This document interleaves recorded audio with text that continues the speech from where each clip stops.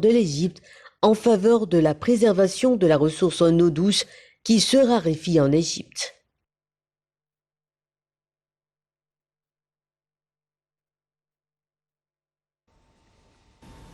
Et pour plus de détails sur ce sujet, mesdames et messieurs, nous avons le plaisir d'accueillir au bout du fil, Dr Raouf Ghaffar, qui est expert en affaires d'eau. Bonjour, Dr Raouf.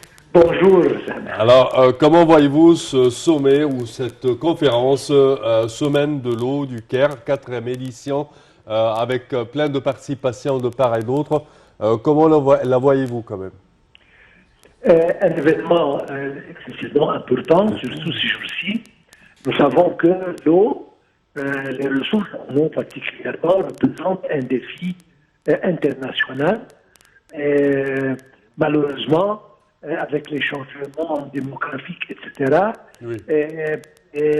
le monde entier parle de problèmes sérieux avec l'eau, le manque d'eau, les pénuries, etc. Oui. Donc ça, c'est, à mon opinion, le défi le plus important qui fait face à l'humanité. Donc c'est important de discuter ce genre de défis, les opportunités. D'ailleurs, le titre de cette semaine, c'est justement l'eau, la démographie, les changements mondiaux, les défis, etc. Et les opportunités. Une présence, je pense, de corps, plus de 27, 35, peut-être 25 ministres, des participants de tout le monde, plus de 2000 participants qui sont présents personnellement ou bien qui sont Docteur présents. Raouf, je m'excuse de vous interrompre. Allô, Docteur Raouf, je m'excuse de vous interrompre, mais on passe directement à présent pour l'appel à la prière. Une minute, on revient.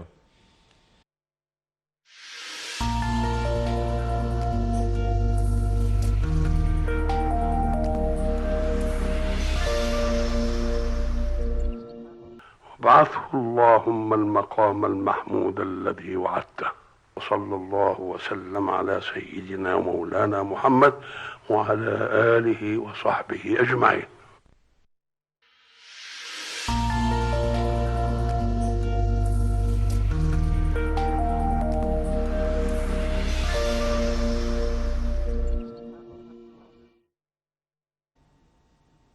Et suite à l'appel de prière, nous retrouvons notre invité, Dr Raouf Ghaffar, qui est expert aux affaires des eaux.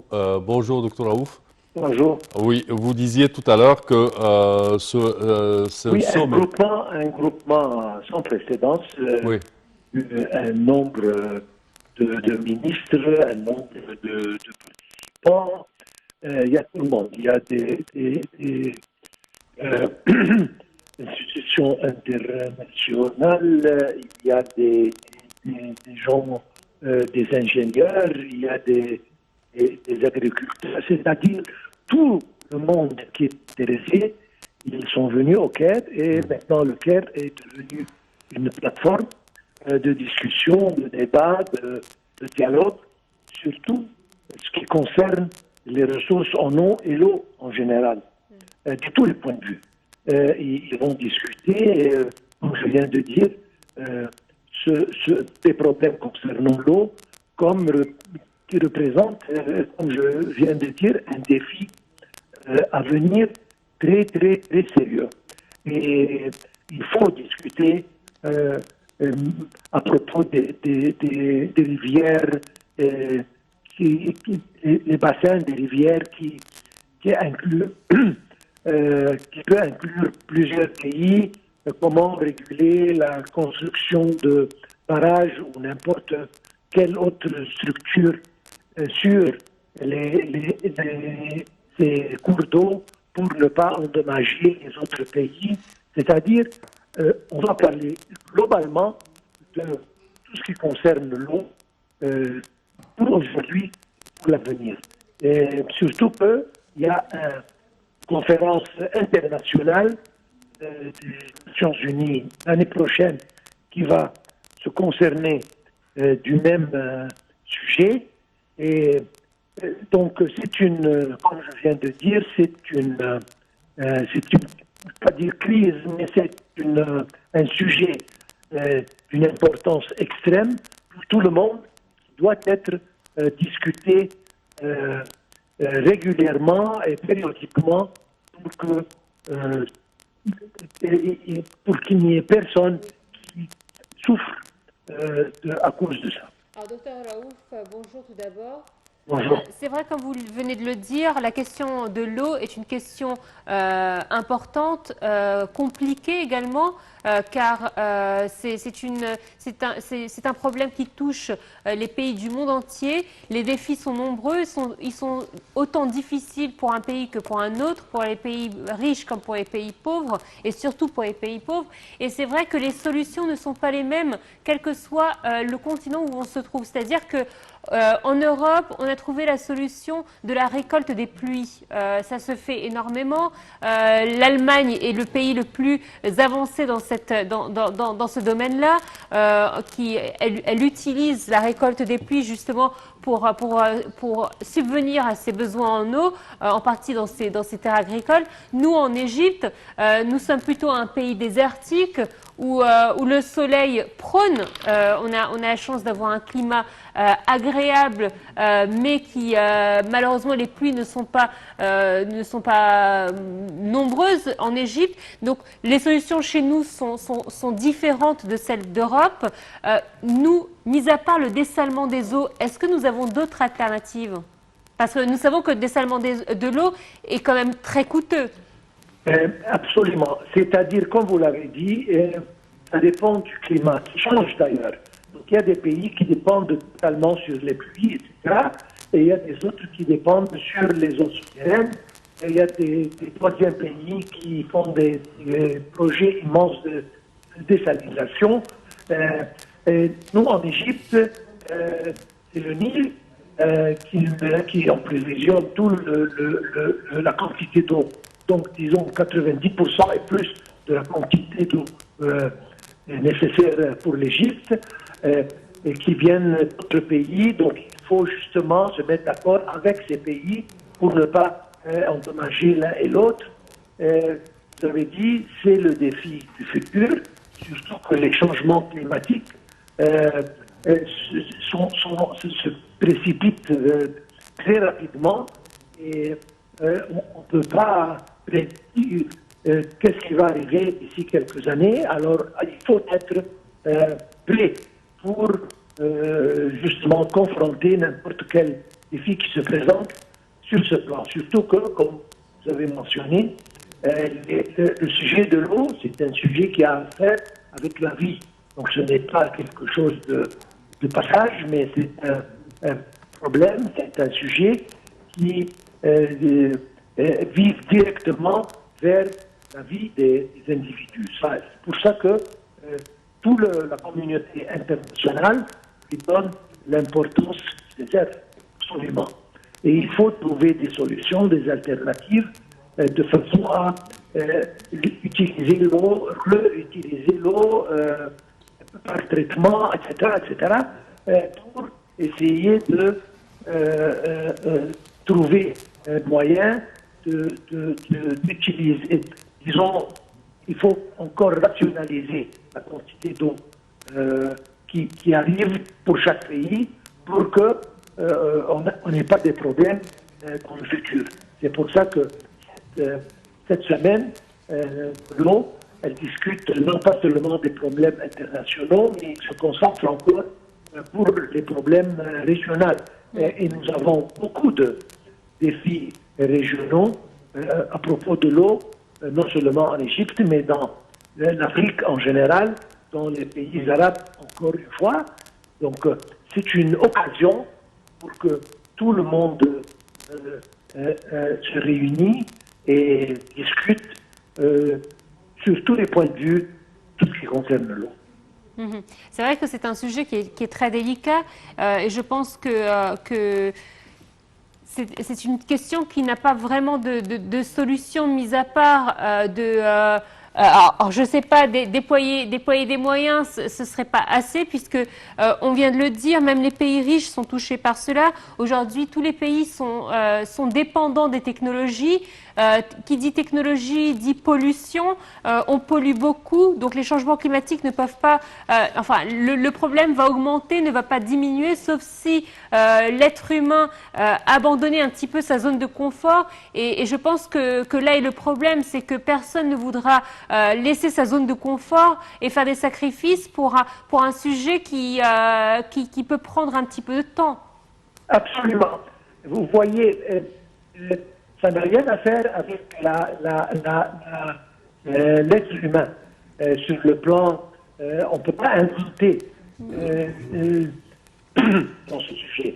Et ça dépend sur la nature, c'est-à-dire la pluie, etc. On a beau peut-être essayer de trouver un moyen pour que des nuages soient plus productifs sur le plan haut, etc. On peut penser à beaucoup de choses, mais ça reste toujours des phénomènes naturels. Et si jamais le climat change, il n'y a rien à faire. Donc c'est pour ça que faut trouver des solutions qui soient un peu innovatives, de façon à ce que non seulement on augmente la possibilité de ces ressources, mais encore une fois, on trouve un moyen d'utiliser l'eau plusieurs fois. Magasiner l'eau, stocker l'eau de pluie ou d'ailleurs, de façon à ce que on bénéficie chaque goutte d'eau en provenance de n'importe quelle source. D'ici vient l'importance de ce genre de réunion, de ce genre de forum, de ce genre de conférence, pour que tout le monde mette leur tête ensemble pour essayer de trouver une solution comme quoi faire face aux défis qui peuvent se présenter dans l'avenir. Oui. Également, Dr Raouf, si on parle des efforts du gouvernement dans ce domaine, on parle également d'une tranche du projet de Haya Karima ou Vie Décente, dans lequel les canaux d'eau dans toute l'Égypte ont été ou sont en processus quand même d'avoir leur fond en béton, ce qui diminue un tout petit peu la perte d'eau et je dirais assure une circulation plus fluide dans les ruisseaux et le fleuve, le Nil. Absolument. Le gouvernement égyptien, il fait des efforts intenses et immenses dans cette direction pour conserver la quantité la plus grande d'eau possible. Premièrement, il rationalise les méthodes d'irrigation d'une façon, l'utilisation de l'eau, on transforme les méthodes d'irrigation en méthodes modernes qui utilisent moins d'eau, justement, parce que la quantité d'eau n'augmente pas. Par contre, le changement démographique, la population augmente. Donc, il faut, premièrement, ces projets sont en cours d'exécution dans les terres qui existent toujours. Vous avez dit à propos des cours d'eau et des ruisseaux pour essayer de diminuer un peu l'infiltration, etc. D'autre part, tous les nouveaux projets qui ont à faire avec l'agriculture, la bonification de nouvelles terres, etc., dépendent sur les systèmes d'irrigation modernes qui utilisent le minimum quantité d'eau. En plus, on essaye de construire des stations d'épuration, l'utilisation de traitements de façon à ce qu'on puisse utiliser l'eau une fois, deux fois, etc.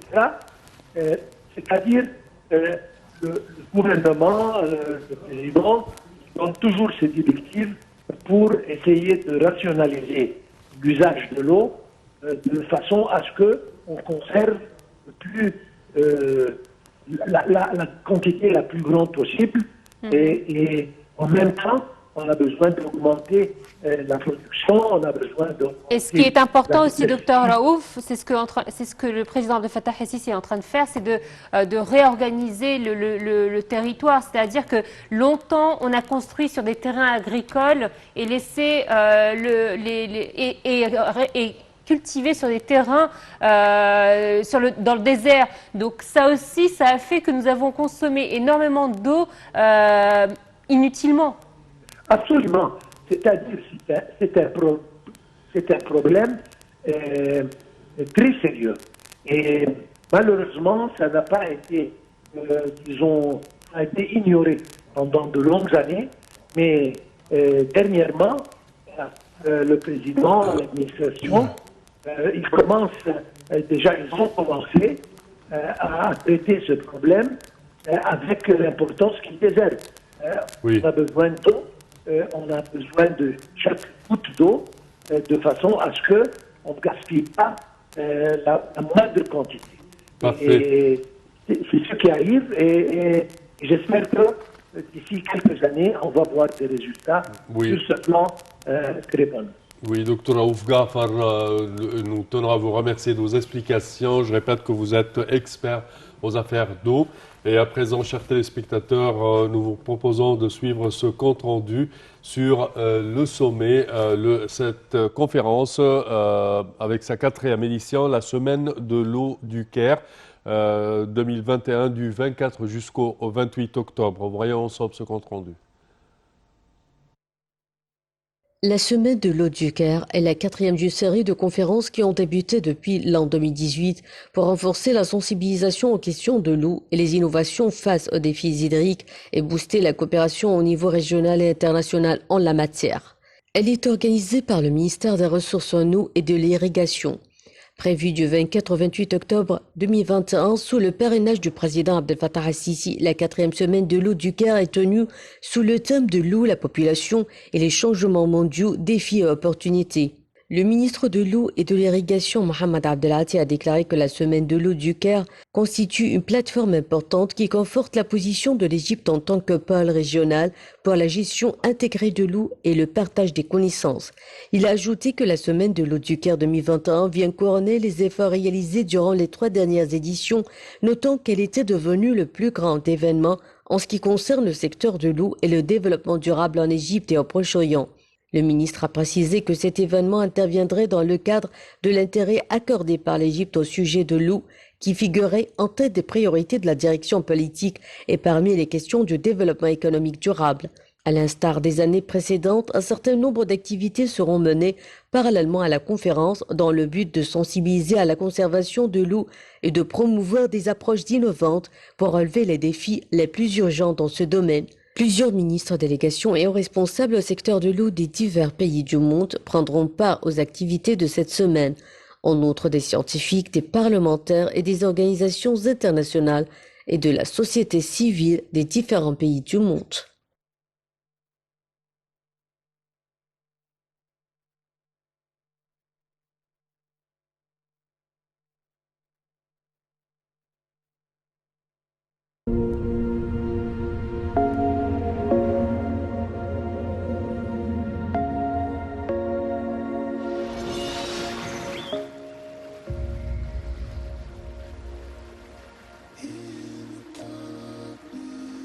Ce fleuve majestueux qui coule sur son sol